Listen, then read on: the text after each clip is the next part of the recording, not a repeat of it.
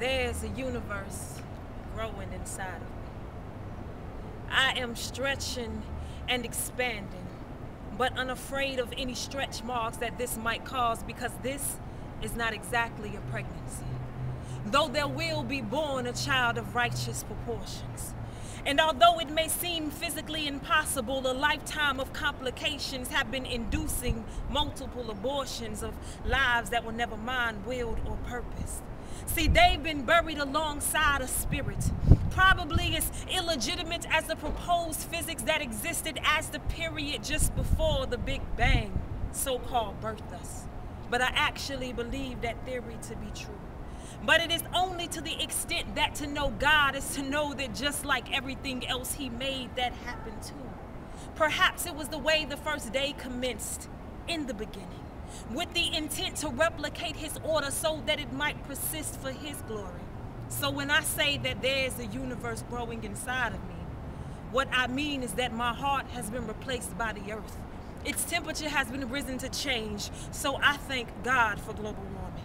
And supernaturally, I began to notice galaxies embedded in my words each time I speak. See, I'm beginning to believe that the sky is hovering over my larynx and he has been using the stars to shine his light upon my speech. So this is more than just a poem. This is a constellation written in astronomical script to be read, just as the star that led the three wise men to baby Jesus all the way from the east. And lately, I've only been able to sleep during the daylight hours because the moon has been anchored just behind the bridge of my nose. Also that my eyes would be opened to illuminate the darkness and to give light to lost souls. And I know that my complexion may seem just a little bit brighter, but it's only because the sun is now radiating through my open pores. It's the same reason I know that I can warm frozen hearts by inviting them into my open arms. And maybe you've noticed the weight of its limitless space and time starting to spread my hips and thighs, or maybe it's due to the fact that I have been insatiably feasting at the table of unleavened bread and insisting upon drinking of its wine. I've become a gluttonous drunk, belly stuffed, every sip of the cup burned in my throat and the dark matter lodged in my chest. I am belligerent with the holy stagger, with the word of God heavy on my breath.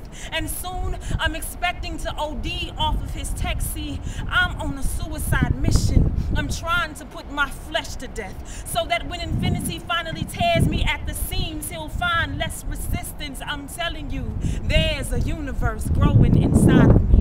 I'm getting so close to the sun that its rays have got my lust and my pride smoldering. And I can feel these planets orbiting around my organs, colliding and destroying my dependence on everything deemed unclean and unholy. And this gravity, it is attacking every crevice and every cavity of my body, ridding it of all heresies and depravity, collapsing my lungs with the clutch of the atmosphere so that when I inhale and exhale, it will reveal that it is he, not I, who live.